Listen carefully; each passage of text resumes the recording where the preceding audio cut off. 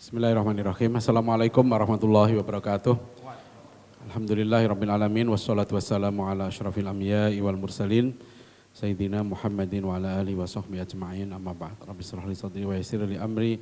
Wahlul 'uqdatam min lisani yafqahu qawli. Hadirin sekalian yang dimuliakan Allah. Hari ini khusus ada Ustadz Farhat Umar nih hadir. Ya. Dan yang lain. Sebetulnya saya malam ini ingin lebih siap lagi gitu ya, bahan-bahan ingin saya siapkan lebih banyak lagi tentang aliran kepercayaan untuk ditampilkan di dalam slide.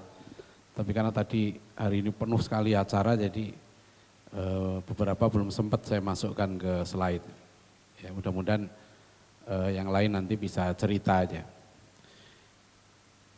Jadi masalahnya kita mungkin sebagian sudah tahu, sebagian belum ya. 7 November yang lalu ya, berarti berapa hari yang lalu ya. 7 November itu Mahkamah Konstitusi membuat satu keputusan ya. Jadi menanggapi gugatan dari beberapa orang penganut aliran kepercayaan, 4 orang yang menggugat ya beberapa pasal dan dalam Undang-Undang Adminduk, administrasi kependudukan. Karena undang-undang administrasi kependudukan itu menghalangi ya, di situ kata agama, ada kata agama. Jadi kalau agama berarti harus merujuk kepada 6 agama itu ya. Jadi saya ingin jelaskan ya, di Indonesia ini berdasarkan Undang-Undang Nomor 1 PNPS tahun 65. Jadi undang-undang ini dulu Penpres, penetapan Presiden nomor 1 PNPS tahun 65 itu diputuskan di masa Bung Karno. Nah itu undang-undang tentang penodaan agama. Nah dalam undang-undang ini ada 6 agama yang diakui di Indonesia. Istilahnya 6 agama yang diakui yaitu Islam, Protestan, Katolik, Hindu, Buddha, Konghucu. Ya, 6 agama ini. Nah itu sudah berlangsung dari tahun 65 sampai sekarang. Di masa Orde Baru sempat ya agama Konghucu tidak boleh eksis ya, tapi kemudian Konghucu masuk sampai sekarang ini ya, sudah 6 agama ini. Nah yang jadi masalah adalah ada beberapa kelompok agama tentu kan, di Indonesia ini kan di luar 6 agama ini ada misalnya agama Bahai. Agama Bahai itu sudah lama juga berjuang untuk diakui, sampai sekarang nggak berhasil. Di Indonesia juga ada agama Yahudi ya, ada sinagognya bahkan di Surabaya. Nah di samping itu juga ada agama-agama yang mereka mengaku sebagai agama lokal atau agama asli. Ya itulah aliran kepercayaan atau aliran kebatinan dulu namanya. Nah aliran kepercayaan ini sudah lama ya, mereka komplain gitu loh. Kenapa kami nggak diakui sebagai agama? Ya, maka bahasa-bahasa mereka nanti misalnya kami ini asli gitu loh. Sedangkan 6 agama yang diakui kan semuanya impor. Ya, kenapa yang impor diakui? Yang asli nggak diakui, nanti kita bahas tuh yang antara asli dan tidak asli ini. Ya. Karena memang agak unik juga ya, dibilang agama asli, padahal kata asli itu tidak asli Indonesia. Asli itu bahasa Arab, asal kan bahasa Arab. Ya. Jadi dibilang ini asli, padahal kata asli itu sudah tidak asli. Ya, jadi kata asli itu sudah impor. Bahasa aslinya asli itu apa? Ya kan? Original impor, ya kan? Jadi kita susah kalau agama aja impor, ya kan? Jadi aslinya agama itu apa? Jadi kita nyari Indonesia asli itu juga agak gampang. Mungkin yang asli itu ya tuyul, ya. sebelum ada penghuni di sini gitu ya, nah itu. Ya. Karena agama aja udah nggak asli, ya. Jadi ini tidak mudah nanti kita bahas asli. Tapi itu ya. Nah. Momentumnya ada, Undang-Undang Administrasi Kependudukan, saudara sekalian, itu memberi peluang begini, aliran kepercayaan, kalau kita baca KTP, kalau yang punya KTP lihat ya, kan itu ada kolom agama, ya, kolom agama, titik 2. Ya kalau yang 6 agama diisi itu, Islam gitu. Nah sekarang maksudnya kalau penganut kepercayaan gimana? Ya, nggak bisa diisi, akhirnya apa? Di strip. Jadi agama, titik 2, strip. Nah mereka komplain. Ada banyak kasus kata mereka. Kasusnya apa? Gara-gara nggak ada agamanya itu, ya. Pertama, pernikahan mereka nggak bisa dicatat. Jadi orang kepercayaan di Indonesia itu punya cara kawin sendiri dengan sistem adat mereka gitu. Itu nggak bisa dicatat tuh. Tapi sebelum ini sudah ada kasus di sebagian daerah ya mulai dicatat. Di Blitar sudah ada kasus. Jadi aliran kepercayaan kawin ya meskipun nah ini problem lagi nanti di Undang-Undang Perkawinan nomor 1 tahun 74 itu perkawinan dianggap sah kalau dilakukan menurut agamanya masing-masing. Itu bunyinya. Makanya petugas catatan sipil apalagi KUA jelas ya, KUA untuk orang Islam. Petugas catatan sipil nggak mau nyatet. Lah kamu kawin pakai agama apa? Gitu. Oh pakai kepercayaan, nggak bisa kan nggak masuk agama yang enam diakui. Nah gara-gara kawin nggak dicatat, anaknya nggak dapat akte, anaknya nggak dapat KTP gitu, susah tuh. Gara-gara itu banyak penganut kepercayaan akhirnya katanya terpaksa berbohong, mengaku ya memeluk salah satu agama. Kawinnya bisa dengan cara Islam atau dengan cara Kristen. Ada juga yang KTP-nya terpaksa begitu. Karena mereka misalnya tidak ada yang mengaku gitu ya, anaknya nggak bisa kerja. Begitu tes ditanya agama kamu apa? Nah nggak jelas, ditolak. Nggak bisa masuk TNI Polri. Ya, karena masuk TNI Polri ditanya lagi agama kamu apa? Gitu. Kosong kan? Ya ini terhambat hak-hak sipilnya. Ini kalau kita baca, saya udah baca tadi ada 150 halaman di arsipnya Mahkamah Konstitusi, gugatan mereka itu ya. Saya baca, oh memang dasarnya itu, mereka merasa hak-hak kami itu terlanggar gitu loh. Ya sebagai warga negara, padahal harusnya kan negara ini tidak boleh ya melakukan diskriminasi. Nah, contoh sekarang yang itu dialami juga oleh warga Ahmadiyah. Ahmadiyah lebih pelik lagi, karena Ahmadiyah itu di Islam nggak diakui, di aliran kepercayaan nggak diakui. Dia masuk kategorinya aliran sesat. Nah ini penting nih, agama Salamullah, ya Lia Eden, terus agama Mosadek, ya Gunung Bunder, itu juga statusnya sekarang aliran sesat. Nah ini backgroundnya begitu, makanya digugatlah ini, mereka gugat ke Mahkamah Konstitusi, minta undang-undang Adminduk yang ada kata agama, ya agar itu juga masuk kepercayaan. Nah yang saya perhatikan kemudian umat Islam khususnya ya agak kurang peduli nih waktu kasus, padahal kasus ini berjalan setahun sebenarnya. Waktu gugatan Undang-Undang nomor 1 PNPS tahun 65, tahun 2010 itu seluruh ormas Islam turun, ya, membackup undang-undang itu kan. Mahkamah Konstitusi.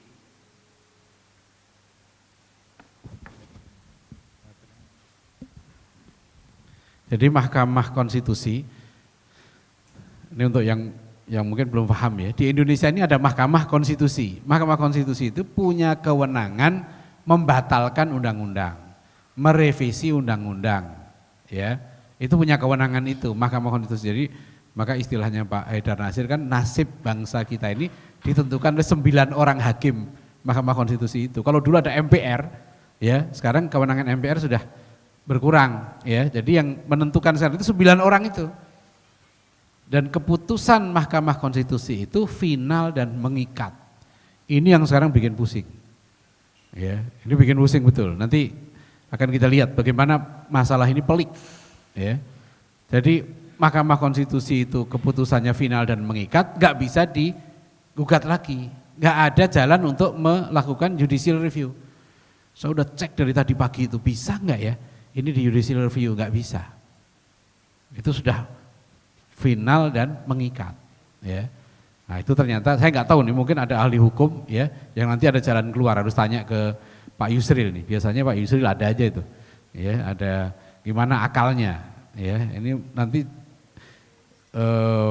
saya bukan menduga sih ya, jangan-jangan nanti itu sampai presiden akan turun tangan masalah ini, karena ini tidak simpel, ya persoalan tidak simpel. Jadi persoalannya seperti sederhana, aliran kepercayaan sekarang oleh Mahkamah Konstitusi boleh mencantumkan, jadi Undang-Undang Adminduk itu kalau ada kata agama pasal berapa itu harus diartikan agama termasuk kepercayaan, ya. Jadi bolehlah sekarang aliran kepercayaan masuk nih di kolom KTP nanti. Saya tadi makanya baru cek lagi. Nah, paham masalahnya ya. Sekarang apa dampaknya setelah itu? Ya. Ini kita lihat beberapa pernyataan. Banyak sekali sekarang orang udah komentar. Ketua Dewan Dakwah, Profesor Yunarto Ilyas dari NU, dari DPR sudah banyak yang komentar nih. Ini menunjukkan kasus ini memang seksi.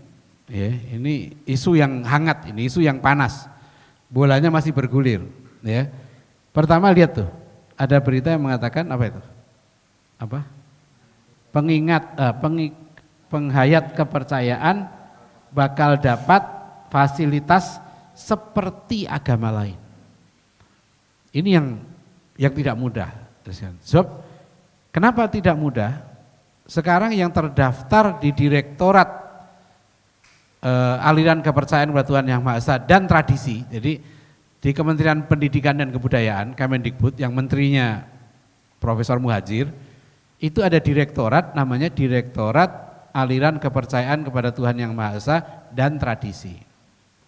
Yang aliran kepercayaan yang terdaftar di situ jumlahnya ada 187. Ya, 187. Saya punya buku, bisa dilihat di internet ya.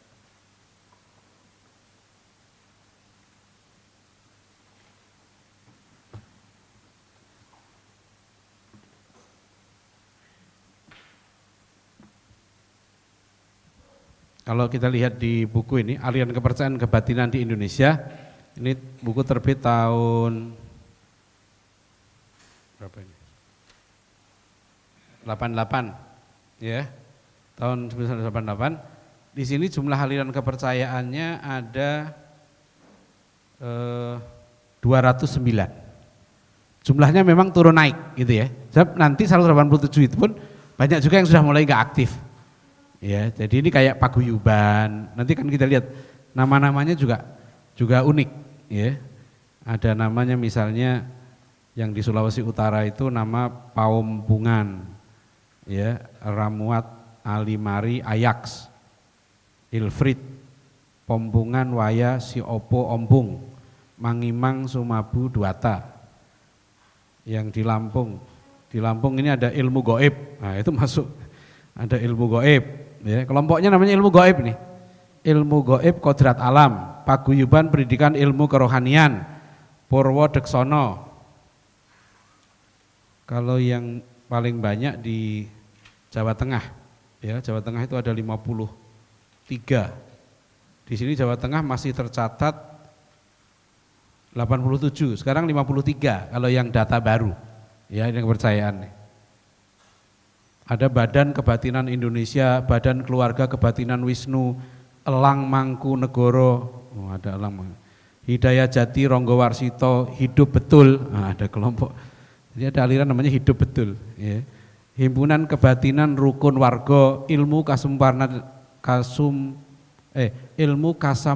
Jati, Jaya Sampurna, Kalimasada Rasa Sejati, Kasampurnan, Kaweruh Hak, Kaweruh Kepribaden, Kaweruh Naluri Batin Tulis Tanpa Papan, Kasunyatan Jati. Wah, itu mantap ya. Kaweruh Rasa Sejati, ada kejaten, kejawen, kejiwaan, langgeng suci, ngudi utomo, paguyuban budi sejati, ada lagi Ratu Adil, ada juga namanya. Terus ada namanya pribadi, Pramono Sejati, Sanata Dharma Mojopahit dan Pancasila, Mustiko Sejati, Saserpan 45, macam-macam namanya.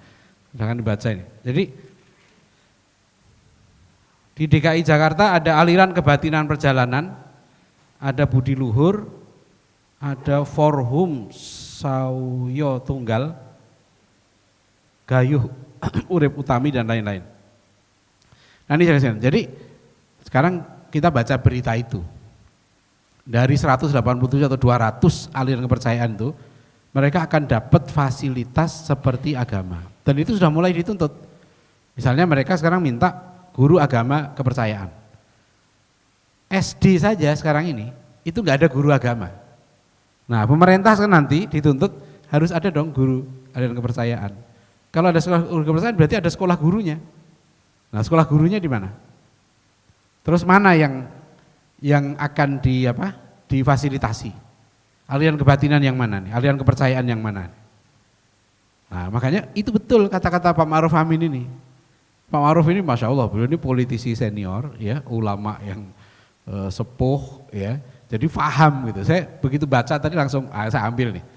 Ini komentar Pak Ma'ruf ini luar biasa ya, mendalam. Ya, beliau mengatakan putusan MK final dan mengikat, tetapi implikasinya besar sekali. Ya, ini betul-betul beliau sudah melihat jauh ke depan bahwa ini akan pelik masalah ini, implikasinya besar sekali. Ya, lihat ini MUI Bogor sudah bilang nih, khawatir akan jadi bom waktu. Ya, jadi ini sudah mulai sinyal-sinyalnya. Kalau kita baca beberapa komentar tokoh, ya sudah melihat. Kenapa? Karena gak sederhana. Ya, ini menyangkut masalah dan apalagi kalau nanti kita lihat backgroundnya, ini bukan masalah lokal, ini masalah global. Karena perjuangan untuk mengangkat yang mereka sebut agama asli atau agama lokal ini luar biasa. Saya akan tunjukkan nanti bagaimana gerakan ini sudah berpuluh tahun dilakukan. Dan semakin ke sini semakin sistematis dan masuk ke dalam ruang-ruang pemerintahan, terutama di bidang pendidikan. Jadi ini akan menjadi masalah, ya, kata Pak Kiai Ma'ruf Amin ini implikasinya besar sekali. Lebih besar lagi karena ada masalah, ya, para penggugat itu, ya, menggunakan istilah kami ini agama asli. Nah, itu yang jadi masalah. Ini kan Ketua Umum Muhammadiyah Pak Haidar Nasir sudah ngomong, kenapa sekarang muncul dikotomi agama asli, agama tidak asli? Ya, Islam yang sudah menyatu dengan negara kita ini, gitu kan, dalam kehidupan masyarakat, bangsa dan bernegara, itu dianggap sebagai agama impor, agama asing. Nah, ini asli, ya. Tadi makanya saya bilang asli itu gimana? Wong kata asli aja nggak asli, ya. Jadi kata asli itu bahasa Arab. Nah, inilah lembaga, ya, yang lembaga kajian kalau kita perhatikan yang menulis buku ini Agama Leluhur, ya, Dr. Samsul Ma'arif ini, dia yang menjadi salah satu saksi ahli di MK. Ya, ini dari CRCS, Center for Religious and Cross Cultural Studies. CRCS ini sudah lama sekali. Kalau kita perhatikan sejak dia berdiri sekitar 2006 yang lalu, salah satu gerakan utamanya memang legalisasi agama lokal ini.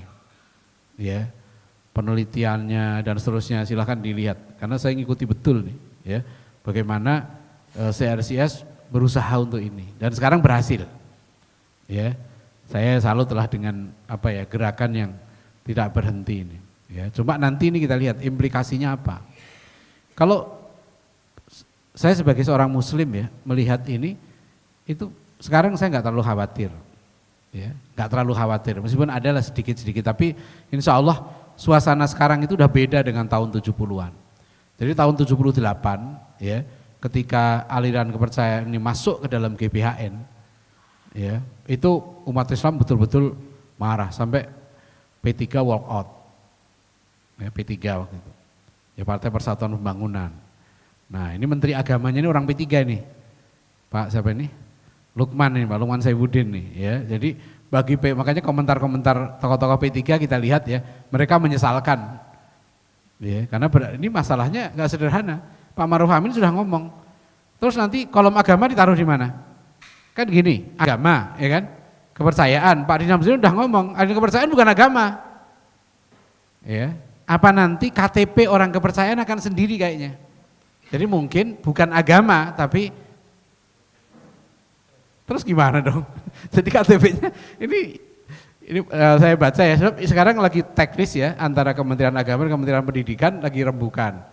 Nanti yang kemungkinan yang mengerucut sepertinya, ya, yang akan dicantumkan itu bukan nama per aliran kepercayaan, ya, bukan nama paguyuban Ngesti Tunggal misalnya gitu, ya, atau pangudi ilmu kebatinan inti sarining rasa pikir, ya, ada Sri Langgeng, Sri Budoyo dan seterusnya, bukan itu, tapi semuanya di bawah satu, aliran kepercayaan atau penghayat, ya, kepercayaan, ya, atau aliran kepercayaan pada Tuhan yang Maha Esa. Nah, itu ini belum final nih. Tapi tadi saya baca Pak Ma'ruf Amin begitu, saya terpikir juga, iya ya, gimana ya caranya nanti itu? Di KTP-nya gimana ini? Ya, karena kata Pak Ma'ruf Amin, dia kan bukan agama. Berarti nggak bisa diletakkan di bawah kolom agama berarti kan? Berarti nanti kepercayaan. Nah, ini udah pelik ini, ya. Baru udah sampai di situ saja, perdebatannya bisa panjang.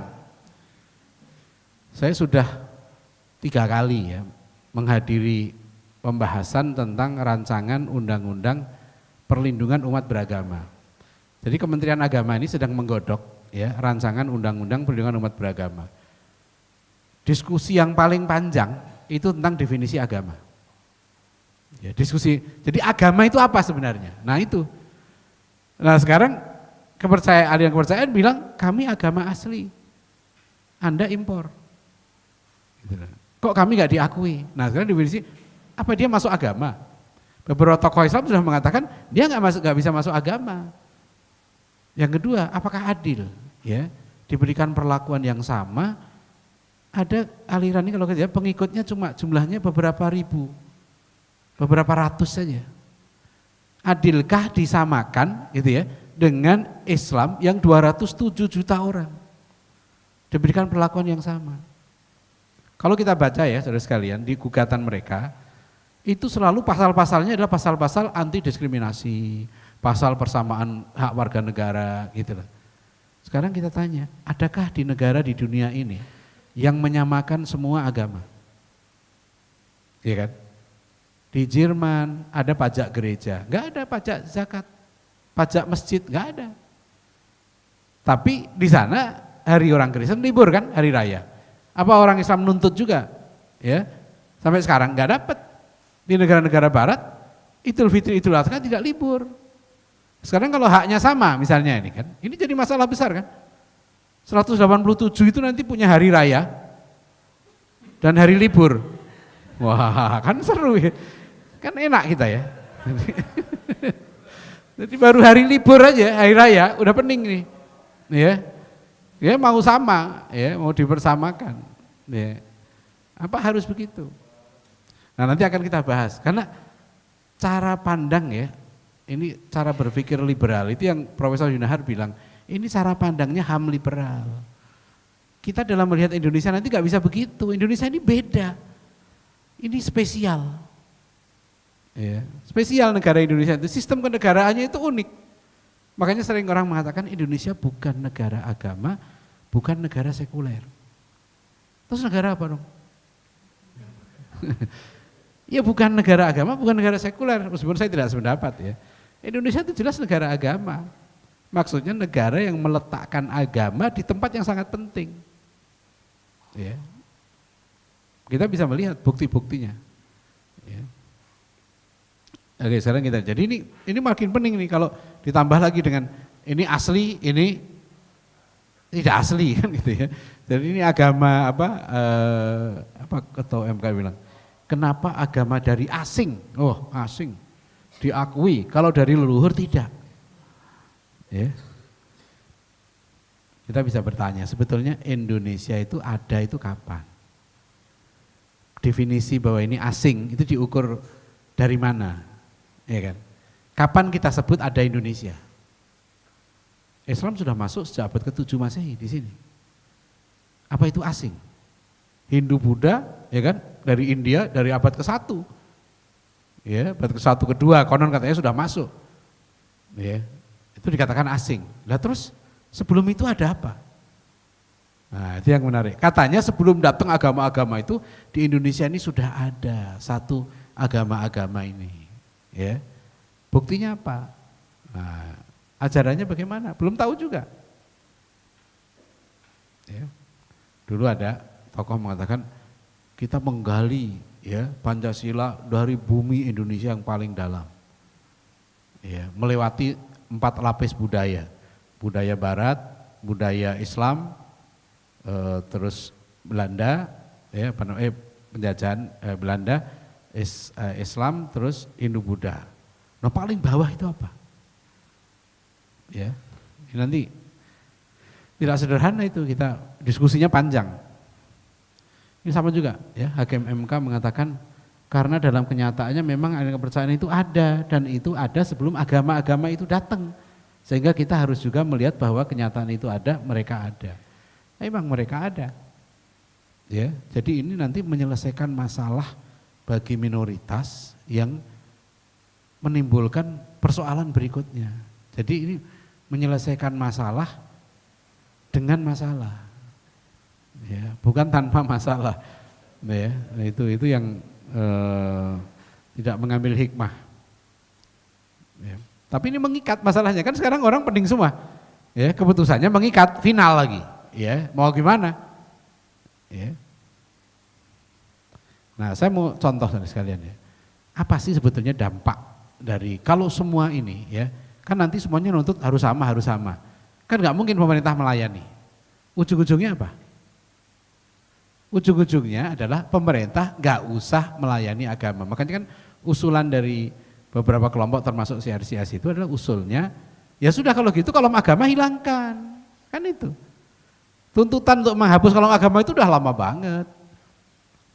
Zaman almarhum Pak Maftuh Basyuni ya, sebagai Menteri Agama, beliau pernah cerita ke saya langsung bahwa Mendagri zaman beliau itu pernah datang usul pada beliau karena tuntutan untuk menghapus kolom agama ini udah, kan katanya daripada diskriminasi gitu ya, ya sudah kolom agamanya dibuang saja gitu loh.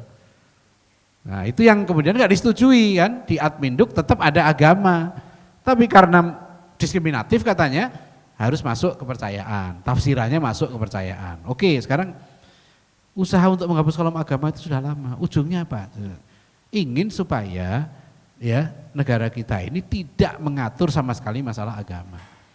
Contoh adalah pendidikan.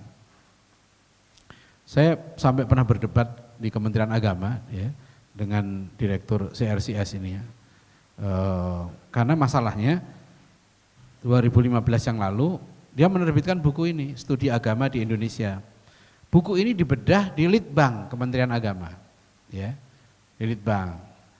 Pembahasnya ada 4, ya, satu saya, kemudian Direktur CRCS itu Dr. Zainal Abidin Bagir, adiknya Haidar Bagir, kemudian ada satu dari, terus ada Abdul Muqsid Ghazali itu, ya tokoh Jil, ya.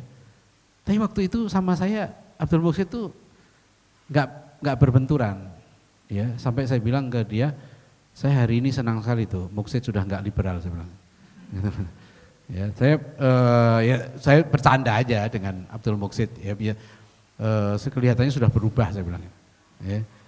Nah saya yang justru berdebat dengan CRCS ini, masalahnya di buku ini ada usulan, ya ini kan CRCS ini program S2, Studi Lintas Agama.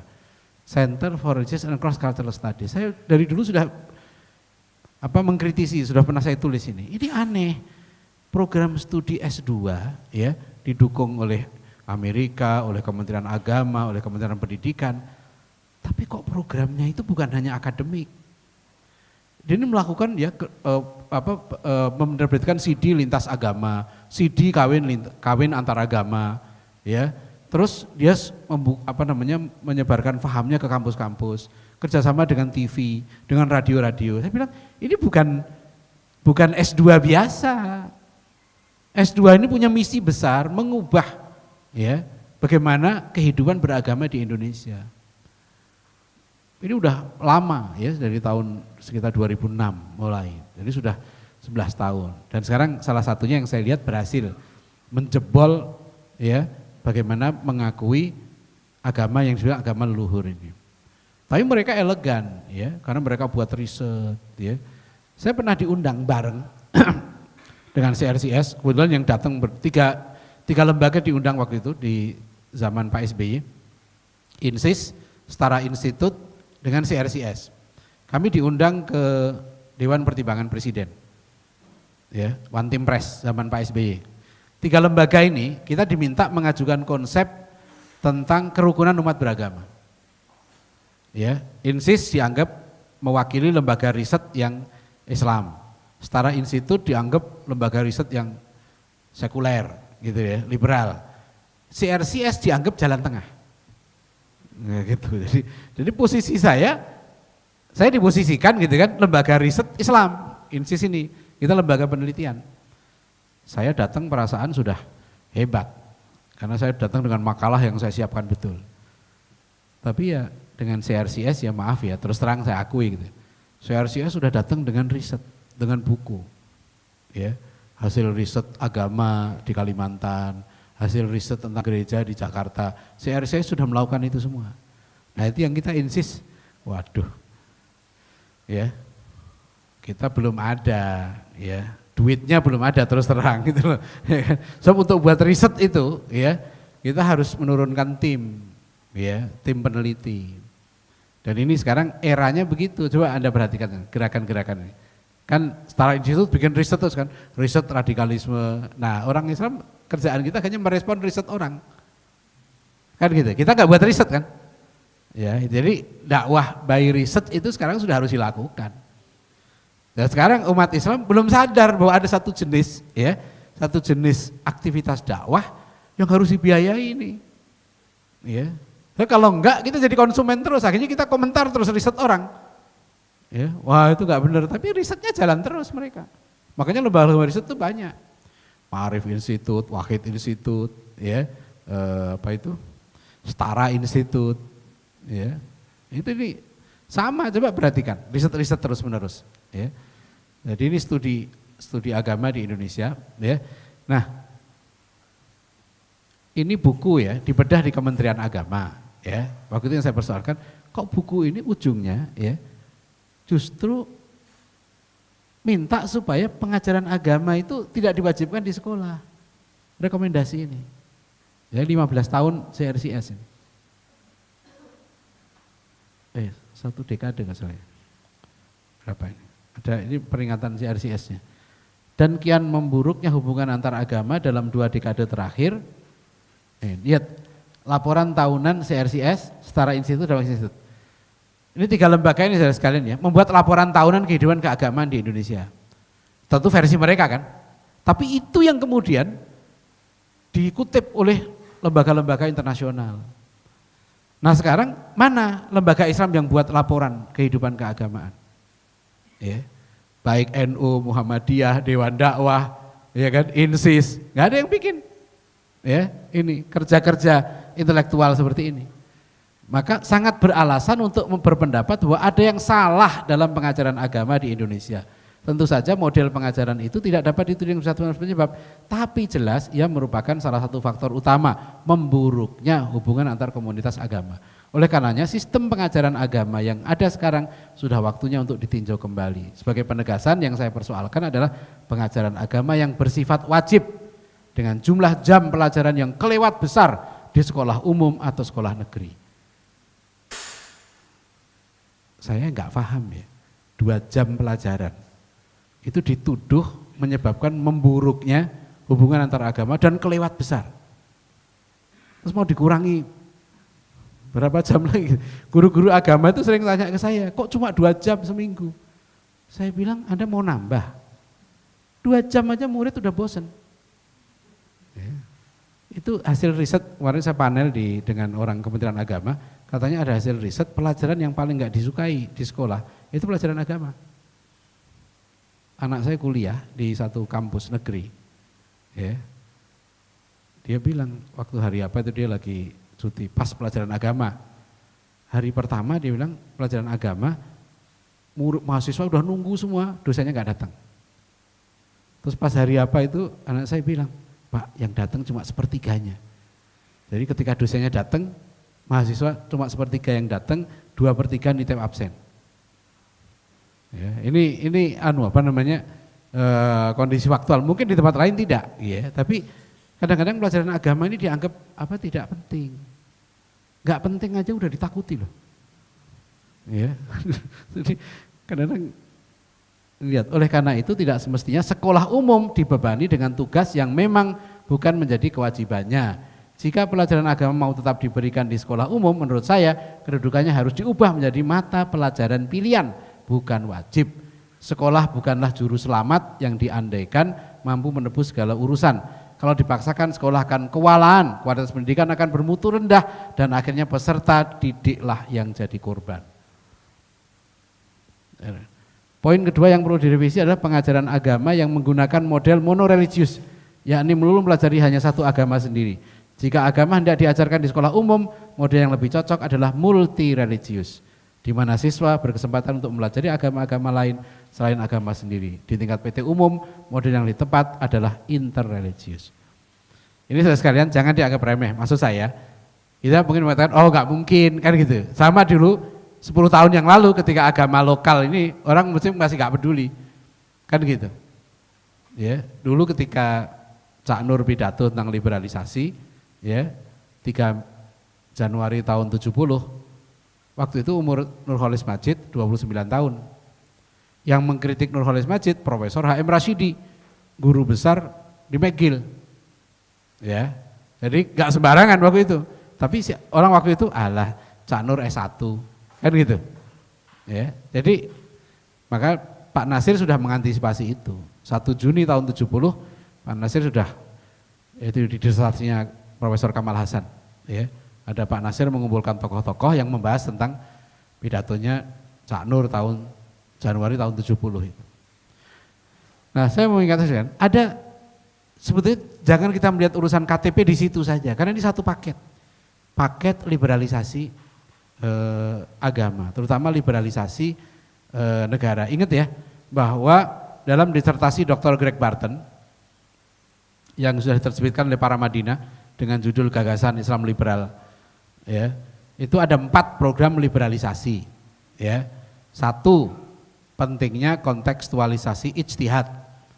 Metode ijtihad harus diubah, bukan teks yang penting tapi konteksnya. Yang kedua komitmen terhadap rasionalitas dan pembaruan. Ya, komitmen terhadap rasionalitas dan pembaruan. Rasio lebih penting daripada nas. Yang ketiga komitmen terhadap pluralisme, termasuk pluralisme agama. Ya, yang keempat mewujudkan negara yang netral agama. Ya, yang dalam bahasa seorang tokoh liberal disebut dengan TNS, teologi negara sekuler. Jadi negara harus. Nah, kalau kita perhatikan tadi dari ujung-ujung seperti yang dilakukan oleh CRCS ini, apa sih yang mau dimau? Ya kan, pelajaran agama jangan wajib lagi, kan gitu, ya kan? Terus ini lihat nih, sudah ada contohnya. Buku resonansi ini kan, pendidikan religiusitas keagamaan, bukan pendidikan agama. Jadi mereka mengajukan nanti ke depan pendidikan di sekolah-sekolah itu, ya, bukan pendidikan agama, tapi pendidikan keagamaan. Pendidikan religiosity, dan itu bukan satu agama. Ini sudah diajarkan di Inggris. Di beberapa negara, jadi anak-anak itu bukan diajar bagaimana menjadi orang beragama, tapi orang yang tahu tentang agama-agama. Ya, dia kenal. Ini sudah pernah dipraktekkan di Madinah School apa dulu di Parung, ya, Madaniyah, ya. Akhirnya tutup. Ya, dia murid-murid SD itu diajari beberapa agama gitu. Udah pernah dipraktekkan. Tapi orang tua nggak mau itu. Ya, anaknya kan bisa pusing diajari Islam, Hindu, Buddha, ya, supaya toleran katanya. Ya. Lihat ini sudah ada. Jadi ini satu wawancara kan dalam buku itu, ya. Kalau pendidikan agama itu berarti mempelajari satu pemahaman keagamaan tertentu, sedangkan pendidikan keagamaan itu mempelajari agama-agama. Kalau di madrasah misalkan itu adalah pendidikan agama yang mempelajari hanya satu, hanya agama Islam. Tapi kalau di sekolah umum adalah pendidikan keagamaan yang mencari common ground dari semua agama. Nah, kalau common ground ini dipelajari di sekolah, maka persatuan dan kesatuan bangsa ini akan bisa tercapai. Sedangkan pelajaran agama sesuai dengan agama masing-masing siswa dipelajari di sekolah akan bisa memunculkan bibit-bibit perpecahan yang akan berbahaya di kemudian hari. Ini gagasannya sudah, ya. Jadi setelah ini nanti apa gitu kan? Agama kan banyak, gak mungkin dong diajari dan semua. Ujungnya apa? Udah pemerintah gak usah ngurusi. Ya, nah itu. Jadi kalau saya membaca sih arahnya sudah jelas. Sama dengan begini ya, orang yang mengatakan semua agama itu benar, itu kan sama dengan mengatakan semua agama salah. Ya kan? Kan nggak mungkin semua agama itu benar. Ya, ada agama Gatoloco, agama Darmogandul, ada agama yang dulu menyembelih perempuan, meminum darahnya. Ya, ada agama. Jadi kalau dia bilang semua agama benar, yang mana yang benar? Agama itu begitu banyak kan? Ada yang ritualnya telanjang, ya, ada yang ritualnya Children of God, itu semua agama itu. Terus yang mana? Jadi kalau orang menyamakan antara agama yang benar, agama yang salah, kalau orang Islam ya menyamakan yang tauhid dengan yang syirik, semuanya sama saja, artinya apa? Artinya yang tauhid nggak ada artinya, disamakan dengan yang syirik, ya kan? Sedangkan dia tiap hari berdoa, ya Allah tunjukkan aku jalan yang lurus, ihdinas siratal mustaqim. Ya, semua jalan menuju Tuhan. Lah kamu tiap hari berdoa, tunjukkan jalan yang lurus, bukan jalan yang sesat, bukan jalan yang engkau murkai ya Allah. Terus ngapain kamu berdoa? Ya, jadi kalau semuanya jalan yang benar, ya nggak perlu berdoa sudah. Semuanya jalannya benar. Nah itu nggak logis. Ini ada contoh. Ya, di sekolah apa ini? Wawancara di buku ini nih.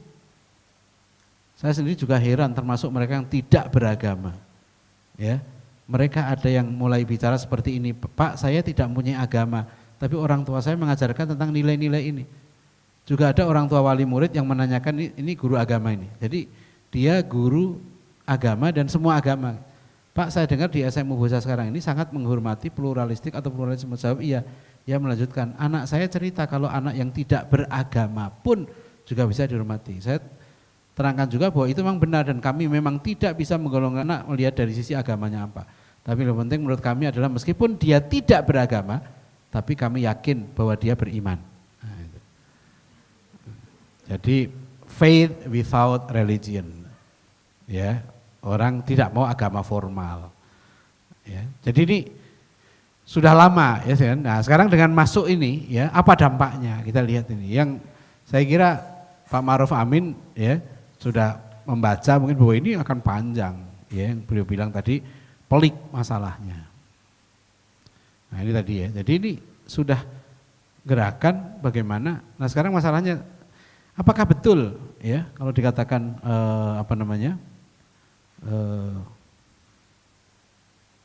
ini masih gagasan CRCS tadi ya. Jadi pelajaran agama di sekolah nanti itu bukan mono religius ya, tapi multi religius atau interreligius.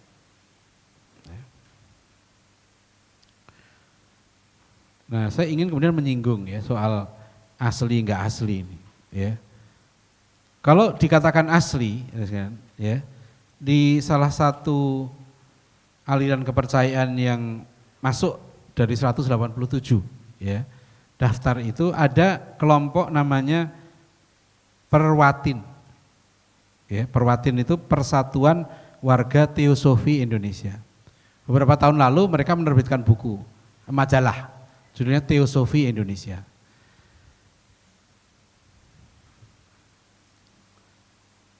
Nah ini, jadi ini aneh kalau orang mengatakan kami ini asli, ya. Padahal Persatuan Warga Teosofi Indonesia itu didirikan 31 Juli tahun 63, ya. Ini majalah dan disahkan sebagai badan hukum tahun sekian, ya, 70-an. Nah, kita ingat teosofi, ya itu nggak lepas di bagian spiritual dari Freemason. Ya, sebab nanti tokoh teosofi ya tokoh Freemason. Ya. Freemason kita tahu di Indonesia masuk, kalau dari bukunya Dr. Stephen ya, Tarekat Mason Bebas, Freemason masuk Indonesia tahun 1761.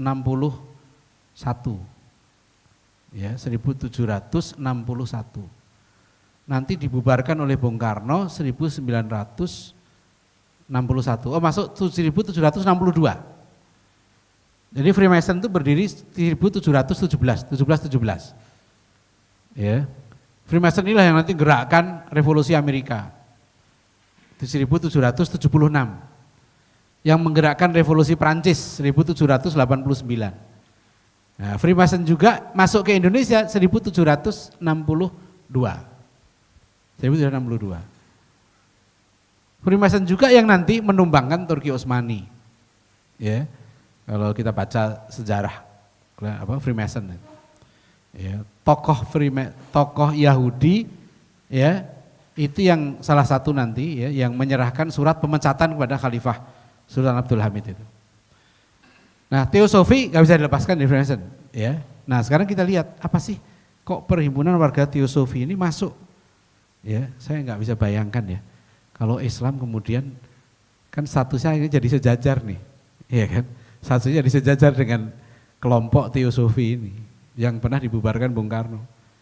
Ya, jadi ini ada paguyuban, macam-macam paguyuban kebatinan ilmu hak, paguyuban Ki Ageng Selo, paguyuban Ngesti Tunggal, paguyuban penghayat kepribadian, paguyuban Sumarah. Ini semua gitu ya. Ini harus diberikan perlakuan yang sama. Ya. Dan lain-lain ini. Nah, sekarang kita lihat ini yang menunjukkan harus menurut saya perlu diklarifikasi nih ya. Yang asli yang mana itu perlu dicek. Dari 187 itu yang memang asli atau impor perlu dicek. Karena kan mereka klaimnya kami asli. Ya, ini ada daftar nih, Perwatin ternyata yang satu yang kita temukan. Teosofi tidak begitu. Ya. Moto teosofi itu there is no religion higher than truth. Ya, menurut mereka sebelum agama-agama ini ada satu keabadian, ajaran yang abadi, ya, hikmah khalidah, perennial wisdom. Yang jadi ada kebenaran yang lebih tinggi dari agama-agama. Ya. Saya nggak tahu ya kalau agama itu kan kita menyandarkannya tauhid itu pada Nabi Adam alaihissalam. Nah, sebelum Nabi Adam itu ada siapa? Nah, itu tebak sendiri. Jadi ada kebenaran abadi sebelum agama-agama. Jadi intinya kan dia nggak mau agama, makanya di babat teosofi, ini terjemahan Saudara Susianto, nanti insya Allah hari Kamis besok di Republika, Islamia Republika Insis ya, kita akan turunkan 2 artikel tentang aliran kepercayaan, ya, tulisan Arif Wibowo dengan Susianto tentang aliran kepercayaan, nanti kaitannya dengan teosofi dan lain-lain. Ini yang saya ambil dari tulisan Susianto ini, ya, terjemahan. Jadi ada babat teosofi bahasa Jawa. Ini aslinya Ono Coroko. Ya, udah dilatinkan oleh Susianto nih. Ambudi apa? Pamredining lare boten mawi gepokan agami. Ya, mengusahakan pendidikan anak tanpa melalui persentuhan dengan agama. Jadi sebetulnya kan kalau kita perhatikan ya ujungnya ini emoh agama. Ya, orang Jawa bilang emoh. Ya, nggak mau agama sebetulnya gitu loh. Ya. Padahal agama itu kan bagus. Ya. Ini majalah Teosofi Indonesia nih. Tidak ada agama atau religi yang lebih tinggi dari kebenaran. Lalu apa arti kata teosofi menurut Blavatsky, ini pendiri teosofi di Amerika, ya. Blavatsky, kearifan ilahi atau teosofi atau kearifan para dewa sebagai teogonia, asal usul para dewa. Kata teos berarti seorang dewa dalam bahasa Yunani, salah satu dari makhluk-makhluk ilahi yang pasti bukan Tuhan, dalam arti yang kita pakai sekarang. Karena itu teosofi bukanlah kebijaksanaan Tuhan, seperti yang diterjemahkan sebagian orang, tapi kebijaksanaan ilahi seperti yang dimiliki oleh para dewa. Ini nggak paham. Ya, tapi itu yang saya kutip dari majalah Teosofi Indonesia. Bukan kebijaksanaan Tuhan, tapi kebijaksanaan dewa. Bukan kebijaksanaan, tapi apa? Ilahi. Dia ngerti arti ilahi ya. Ya. Tapi kan asli, susah kita. Ya. Jadi kita nggak asli soalnya sudah. Ya. Kita Islam sudah diposisikan asing gitu. Ya. Ini tahun 1912, teosofi sudah hidup ya, sudah mendirikan itu Theosophische Vereniging Hindia Belanda. Nah, itu coba lihat apa kata-kata dia. Kemajuan manusia itu dengan atau tidak dengan agama, saya kira bila beragama tanpa alasan dan bila beragama tidak dengan pengetahuan agama yang sejati mustahil bisa maju batinnya. Tidak usah peduli agama apa yang dianutnya. Sebab disebut agama itu sifatnya cinta pada sesama, dengan beri pertolongan dan sopan budinya. Jadi yang disebut agama yang sejati itu bukannya perkara lahir, tapi perkara dalam hati, batin. Ya. Nah, makanya Profesor Rashidi menelusuri di buku ini. Ini buku yang menurut saya harus dibaca. Ini buku tahun berapa ini terbit ya? 60 atau 70-an. Terbit pertama buku ini tahun 67. Ya, ini cetakan yang keempat tahun 77. Judulnya Islam dan Kebatinan. Ini salah satu ya, ini sekalian keahlian kepakaran yang belum tergantikan dari Profesor H.M. Rashidi. Ya, karena beliau disertasi doktornya di Perancis di Sorbonne itu tentang serat centini.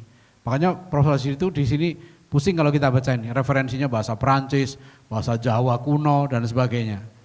Sekarang siapa di antara kita yang mau ya bertungkus lumus untuk mendalami masalah kebatinan seperti ini? Ya, kita alhamdulillah ada beberapa teman yang sekarang sudah mulai ya. Ini salah satu kepakaran karena sudah bicara begini harus betul-betul terjun ya, menggeluti naskah-naskah rata-rata ya bahasa lokal. Ya. Nah, Profesor Rashidi sudah mempertanyakan sebetulnya asli kata kebatinan itu dari mana? Karena dulu namanya kebatinan. Ya. Jadi kebatinan, kok pakai batin?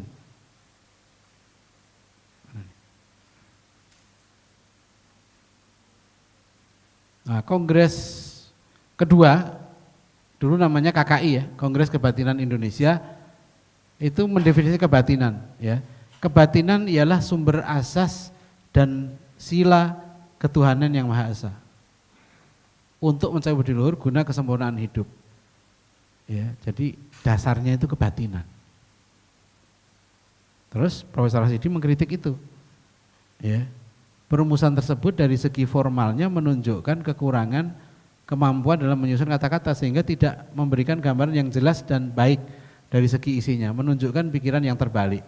Kebatinan bukan sumber ketuhanan yang Maha Esa. Yang benar adalah ketuhanan yang Maha Esa adalah sumber dari segala sesuatu, yakni termasuk alam semesta dan jenis manusia. Ya, jadi rasa, ya, itu menjadi sumber, bukan wahyu. Ya, nah ini yang makanya aliran ini tidak dimasukkan dalam agama. Jadi ini sekalian ya, tahun 78 ya, itu kan umat Islam waktu itu marah karena sebagian aliran kebatinan berpendapat masuknya aliran kebatinan atau kepercayaan dalam GBHN itu merupakan janji dari Sabdo Palon. Ya, Sabdo Palon ini tokoh gitu yang hidup di zaman Mojopahit yang kecewa karena Mojopahit jatuh ke tangan Islam. Dan Sabdo Palon bersumpah 500 tahun lagi aku akan kembali. Nah, Mojopahit runtuh 1478 ceritanya. Pas kan 1978 aliran kepercayaan masuk ke GBHN. Wow, tokoh Islam protes keras. Akhirnya Pak Harto mendinginkan. Aliran kepercayaan, kata Pak Harto itu untuk memperkuat agama. Dan kemudian dibuat kebijakan aliran kepercayaan tidak dimasukkan agama. Makanya diletakkan di Kementerian Pendidikan dan Kebudayaan. Dia dimasukkan budaya, bukan agama gitu. Dan kata kebijakan Pak Harto waktu itu adalah bagaimana aliran kepercayaan tidak diarahkan membentuk agama baru. Ya. Sekarang ada pernyataan dari Ketua MK seperti itu. Ya. Mereka diberikan jaminan hak sipilnya, tapi tidak mengarah kepada pembentukan agama baru. Nah, kalau Ketua MK ngomong begini, pelik ini jadinya. Tadi saya bilang kan, terus di KTP-nya tulisannya gimana? Kolom apa di situ? Ya, kan selama ini kolomnya agama, tapi keputusan MK agama di situ mencakup kepercayaan. Sekarang MUI dan lain-lain bertahan, nggak masuk. Kepercayaan nggak masuk definisi, nggak masuk agama. Nah ini ya, kita tunggu nih. Ya, seru nih, seru, tenang, bener nih, seru nih. Ya. Ini kalau tontonan nih kita nunggu nih, ya gimana nih? Ya, MUI belum rapat nih, MUI baru mau rapat nih, MUI udah bilang nih, Makanya Pak Maruf Amin udah bilang, ini implikasinya besar nih. Ya, keputusannya besar nih. Definisi saja nanti, ini masuk kepercayaan atau agama. Itu sudah rame. Ya. Nah, terus kalian, inilah kritik Profesor Rasidi. Nah, apa yang sekarang terakhir ya saya ingin sampaikan, bagaimana cara kita melihat Indonesia. Kalau kita lihat cara berpikir ya kaum liberal di Indonesia ini, mereka berpikirnya betul-betul semua harus disamakan. Padahal sebetulnya nggak mungkin juga terjadi. Di negara Barat pun nggak akan begitu. Ya, jadi sebenarnya beberapa orang udah bilang nggak apa-apa, aliran kepercayaan itu nggak perlu masuk KTP, hak-hak mereka dicatat. Jadi misalnya ada kasus ya kan, kasus nggak bisa kawin. Sebanyak juga di antara mereka sebetulnya nggak masalah. Dan ingat ya, sekarang kan ada Majelis Luhur Kepercayaan Indonesia MLKI, itu induknya. Ya, saya lihat tuh di video-video udah saya pelajari berapa video. Itu mereka bilang aliran kepercayaan yang 187 itu ada 2 jenis. Satu aliran kepercayaan yang murni kepercayaan, memang mereka nggak ikut agama. Sebagian lagi mereka aliran kepercayaan yang punya afiliasi agama. Nah, hanya yang saya lihat perubahannya apa? Banyak di antara mereka sudah berjilbab. Direkturnya Sri Hartini itu kalau kita lihat ya, direktur aliran kepercayaan di Kementerian Pendidikan itu pakai kerudung, nggak tahu dia termasuk kepercayaan nggak, tapi ngotot betul. Oh dia pakai kerudung, saya lihat kerudungnya rapi juga gitu ya. Terus ada perubahan ya, saya lihat ada satu aliran kepercayaan ditampilkan di TV itu dia pakai kerudung rapi juga, tapi dia Islam gitu. Jadi seperti Subud ya, Subud itu Islam itu. Makanya dulu kan gini, waktu Orde Baru itu, aliran kepercayaan itu dibina, ya, diarahkan kembali ke induk agamanya, bukan mengarah kepada pembentukan agama baru. Nah sekarang kalau kita bertanya begini, kalau dia boleh masuk KTP begini kan berarti mengarah ke agama baru, apalagi mereka mengklaim agama asli. Ya. Nah sekarang bagaimana kita orang Muslim ya melihat kondisi negara kita ini? Bagaimana cara melihat? Sekarang makna ketuhanan yang Maha Esa itu apa sih? Ini banyak banget yang saya dapat pertanyaan ini. Loh kan Indonesia itu bukan hanya Islam. Ya. Gak bisa dong Pancasila dimaknai secara Islam. Memang Islam dari dulu itu hanya untuk orang Islam. Ajaran Islam itu untuk semua manusia. Karena Rasulullah SAW diutus untuk semua manusia. Wa ma arsalnaka illa kafatal linnas. Ya, dan Islam sudah membuktikan 800 tahun di Andalusia. Ya, 500 tahun Turki Utsmani melindungi Yahudi, 800 tahun melindungi Yahudi di Andalusia, 500 tahun di Turki Utsmani. Kalau soal toleransi beragama, ya Umar bin Khattab itu ketika di kota Yerusalem tahun 637 sudah memberikan toleransi beragama di kota Yerusalem. Itu yang dipuji oleh Karen Armstrong.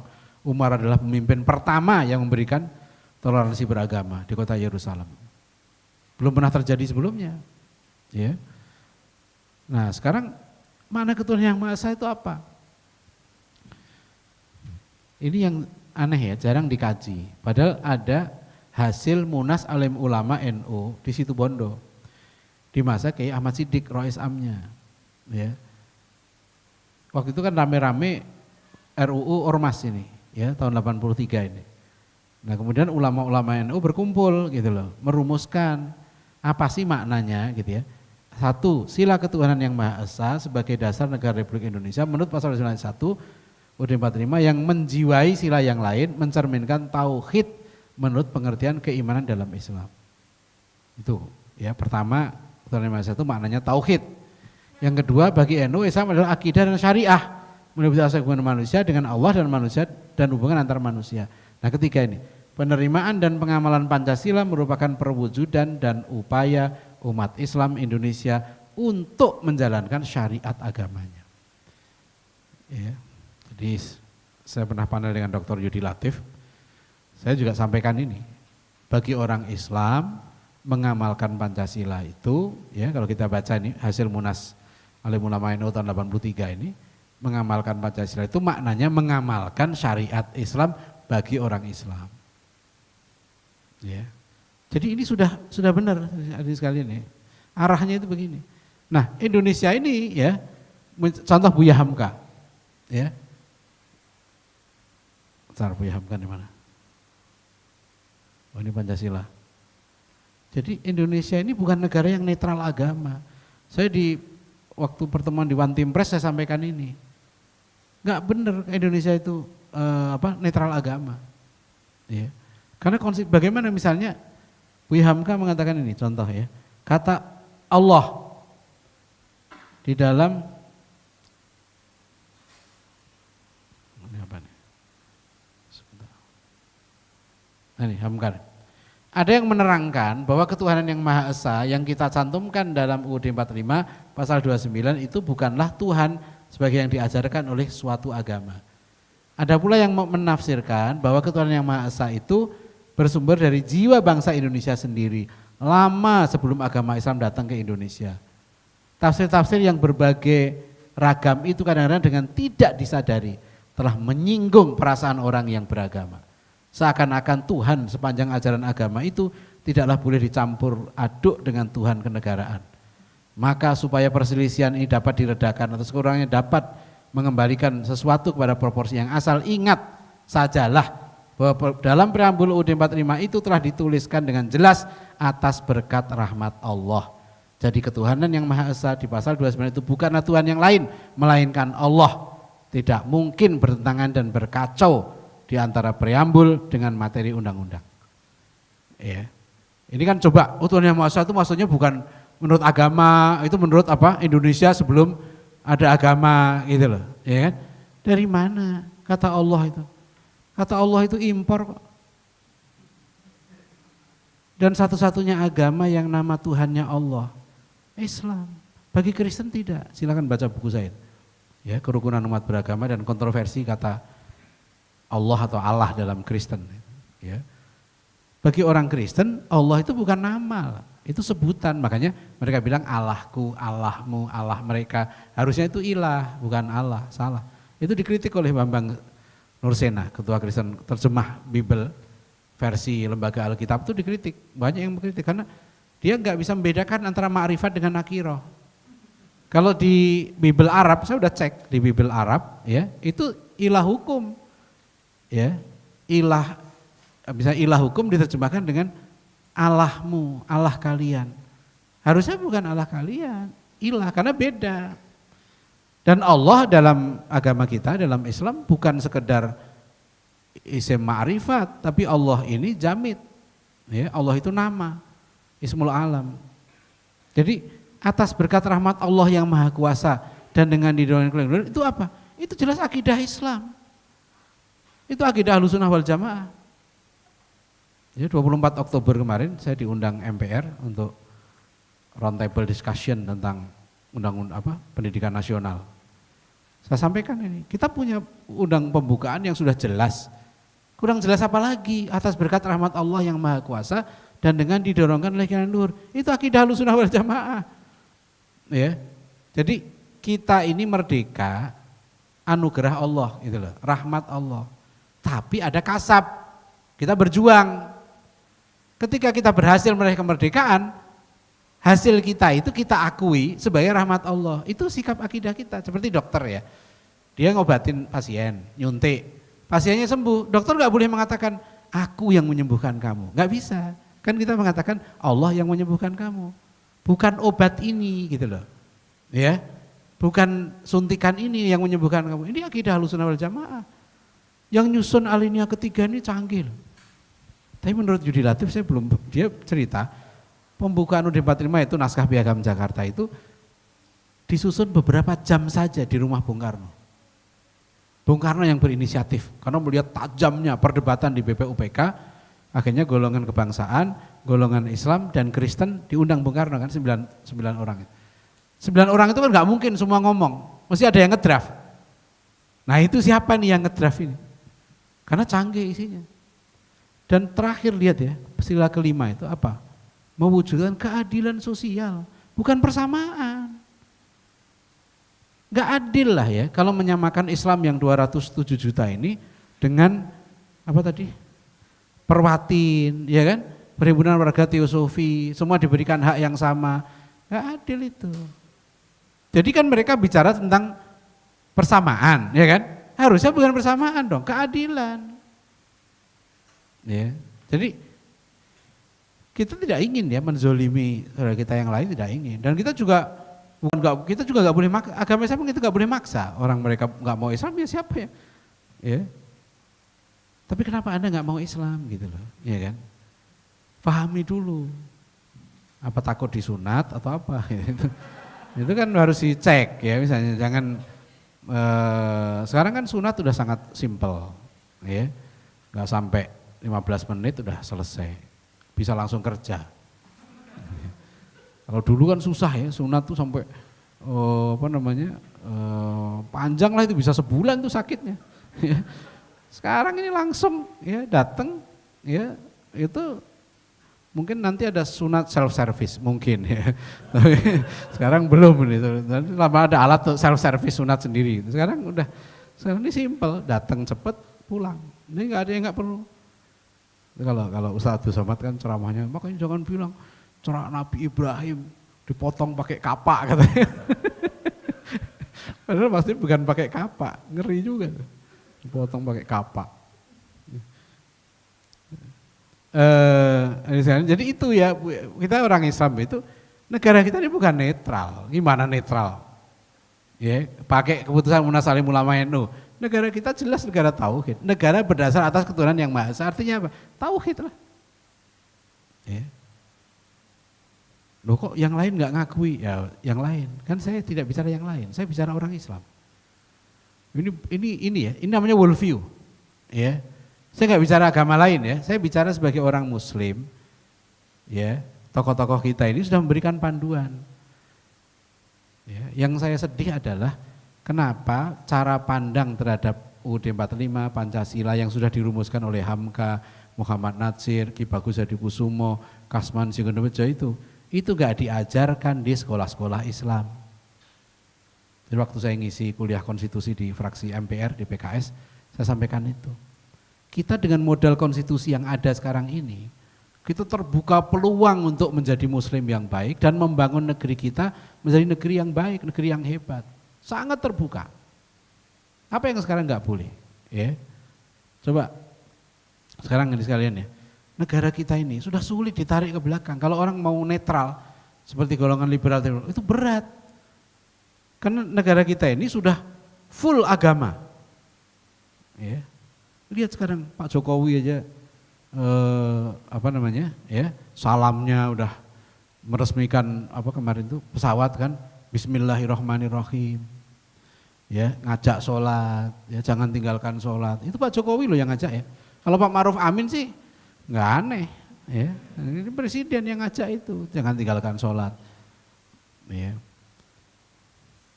Ya kita jangan melihat politik lah ya, soal politik itu. Tapi kalau presiden ngajak sholat kan bagus. Ya dibilang itu pencitraan, oh nggak boleh itu. Kita nggak bicara politik, ya. Ini nggak bicara politik. Jadi saya ingat betul ya, bagaimana sih coba Pak Harto itu. Pak Harto tuh haji baru tahun 91. Ya. Belum udah lama kan bisa haji. Ya. Tapi kenapa waktu beliau haji itu luar biasa. Jadi akhirnya jadi peristiwa politik besar karena di akhir 90 itulah ada perubahan kebijakan terhadap Islam. Dan dari penelitian Arif Wibowo ya, ada kecenderungan bahkan yang kemarin dipresentasikan di INSIS kan, ya, di desa lereng Merbabu itu kan, ada Arif itu ditemukan orang-orang tua Jawa, orang Jawa, dia ketika sudah masuk Kristen, KTP-nya sudah Kristen, di masa tuanya kesepian. Ada kegersangan, akhirnya mereka ada dai satu saja di kampung itu mengajak mereka masuk Islam, mudah sekali. Jadi rupanya mereka rindu yasinan, tahlilan gitu loh. Enggak ada di Kristen itu masalahnya. Jadi mereka rindu dengan ritual-ritual, kegiatan-kegiatan rutin keagamaan itu. Nah itu yang jadi jadi mereka akhirnya kembali ke Islam dan gerejanya kosong. KTP-nya masih Kristen. Ya, ini kemarin yang penelitian itu di lereng Merbabu itu. Nah sekarang dengan situasi seperti ini, bagaimana sikap kita? Ya karena ini sudah keputusan Mahkamah Konstitusi, ya seperti tokoh-tokoh kita yang lain mengatakan ya keputusannya mengikat. Ya keputusan ini final. Gitu. Sekarang kita serahkanlah kepada Kementerian Agama, Kementerian Dalam Negeri, bagi kita umat Islam, ya saya pikir sekarang bahasa kita, ya kita harus menempatkan diri bahwa inilah tantangan dakwah kita. Ya, tantangan dakwah kita sekarang adalah bagaimana kita melakukan konsolidasi, evaluasi. Karena salah satu dampak yang tidak bisa dipungkiri, kemungkinan persentase umat Islam akan turun. Karena ada yang menyebutkan dari Kementerian Pendidikan dan Kebudayaan ini, jumlah pengikut kepercayaan ini sekitar 12 juta. Ya, jadi ada kemungkinan persentase umat Islam kalau sekarang 87 gitu ya, mungkin akan turun. Karena mereka nanti akan keluar. Meskipun ini pun saya belum yakin ya, apa setelah dikasih tahu mereka akan berbondong-bondong menyatakan diri ya, kan ini belum tentu. Yang bersaksi-saksi ini kan beberapa orang. Ya, apa yang lain-lain mau begitu nanti menampilkan diri, wallahu alam. Ya, kalau ada yang mendorong, ngasih dana besar, ya mungkin saja difasilitasi, eksis, ya kan? Karena itu juga perlu loh. Gerakan-gerakan itu perlu dana juga. Ya, jadi tapi bagi kita apapun yang terjadi ya adalah ini tantangan dakwah. Ya, saudara-saudara kita ini ya sebangsa setanah air ini perlu kita ajak dengan cara-cara yang baik. Ya, ud'u ila sabili rabbika bil hikmah wal mau'izatil hasanah wajadilhum billati hiya ahsan. Jadi sekarang kita harus menampilkan ya. Karena mereka strateginya mereka dulu ingin mencitrakan Islam itu agama asing. Islam itu agama Arab, agama yang anti budaya, agama tidak bersahabat dengan budaya, gitu. Nah, kami ini yang bersahabat dengan budaya. Nah, ini kita harus berhati-hati juga nih. Strategi ini akan menjauhkan. Ya, akan ya? Kalau tidak hati-hati nanti ya orang banyak yang justru akan jauh. Jadi saya berharap ini masalah besar ya. Ya, kita ustadz-ustadz kita juga sudahlah ya, itu saya lihat di YouTube ada yang berdebat tentang hukum kencing kucing ya, saya kira itu dulu lah ya, disimpan dulu, nggak usah masuk YouTube yang begitu nggak enak itu. Saya baca kok kencing kucing dibahas ya ada kencing kucing dicuci gitu aja ya kan, nggak berat aja gitu loh. Ini kalau dibilang kencing kucing nggak najis ya nggak enak lah ya. Ya. Kamu mau nggak dikencingi sama kucing? Gitu kan? Bilang nggak apa, nggak najis gitu ya. Ya. Pak Nasir itu saya dengar dari ya teman-teman Dewan Dakwah itu pernah di Dewan Dakwah ada ustadz ya, entah kultum atau bahas masalah apa ini loh apa habis iktidal terus kembali begini ya, itu ditegur oleh Pak Nasir. Nggak ada yang lebih penting dari itu. Maksudnya ini kan forum waktu terbatas, ya kan? Terbatas, bahas itu pun banyak masalah umat yang besar. Ini masalah salah satu tantangan dakwah yang Pak Nasir sudah mengingatkan. Tantangan dakwah itu ada 3. Sebelum beliau wafat, Pak Nasir itu kan diwawancara oleh Pak Amin Rais dan kawan-kawan. Sampai berjilid-jilid videonya. Waktu itu masih pakai VHS tuh, video itu. Sayangnya semua video itu rusak. Nggak bisa diselamatkan. Di laboratorium dakwah di Jogja, Labda. Di pesantren Budi Mulia itu ada Labda. Dulu almarhum Pak siapa itu yang baru meninggal, yang nggak menikah sampai meninggal tuh? Tokoh Muhammadiyah, Pak Said Tuhulele tokohnya. Saya pernah ke sana, rusak semua. Tinggal tersisa buku kecil. Judulnya pesan-pesan apa seorang bapak judulnya.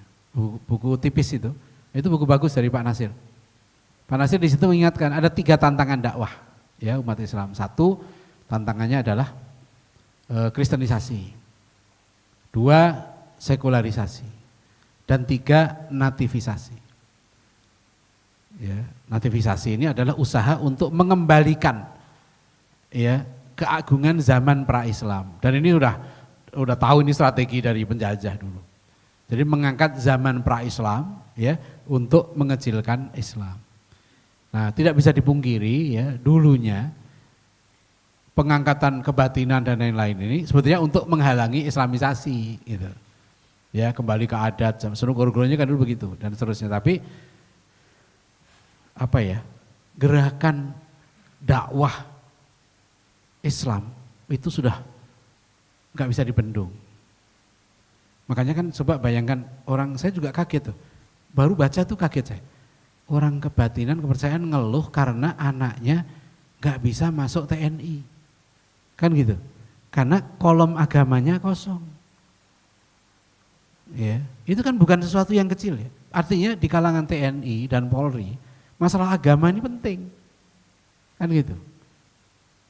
Jadi sekarang banyak sekolah-sekolah, lihat aja di sekitar Cijantung itu, yang anaknya perwira TNI, perwira Polri itu anaknya sekolah-sekolah di sekolah-sekolah Islam. Ya, makanya banyak perwira, istri-istri perwira yang sudah berjilbab, ya. Maka saya lihat kok orang kepercayaan, bahkan ada acara di TV saya lihat ya, di YouTube itu saya lihat ada sedekah bumi. Pakai tahlil, ada kiainya gitu. Udah lain nih, ya. Jadi apa ini juga proses islamisasi. Ya. Unsur-unsur budaya lokal itu dimunculkan, tapi tetap saja nggak bisa meninggalkan agama. Jadi sudah begitu kuatnya menyatu antara Islam dengan budaya itu. Nah, di sini tugas umat Islam untuk terus-menerus ya, memperkuat proses islamisasi budaya tadi itu. Ya, supaya Islam jangan dipisahkan jadi agama asing, dicitrakan itu. Ya, itu agama asing, ya. Jadi tapi nggak tahu di INSIS belum ada yang pakai belangkon sampai sekarang. Perlu itu kajian supaya kalau Anda lihat ya seperti peringatan Natal kan biasanya terus diwarnai dengan gamelan, ya budaya-budaya lokal itu. Gamelan termasuk nggak? Termasuk yang haram nggak? Maksudnya. Nah, dulu Wali Songo masih pakai gamelan, belum ada piano zaman Wali Songo itu. Ya. Jadi adik sekalian saya kira itu ya, jadi aliran kepercayaan ini ya setelah KTP masuk ini masalahnya masih panjang. Ya, bagi umat Islam rasa keadilannya ya seperti yang disuarakan oleh Pak Yunahar dan lain-lain itu merasa terlukai. Terus terang aja kaget gitu loh. Ya, kok tiba-tiba sekarang loh agama yang 207 juta pemeluknya gitu ya dianggap asing. Ya, datang dari asing, terus paguyuban ini tiba-tiba statusnya sama dengan agama, dengan keputusan tadi itu. Nah ini yang berat, ya rasanya ya kok tega, gitu. Kok tega. Tapi ya gimana lagi? Ya ini keputusan sudah.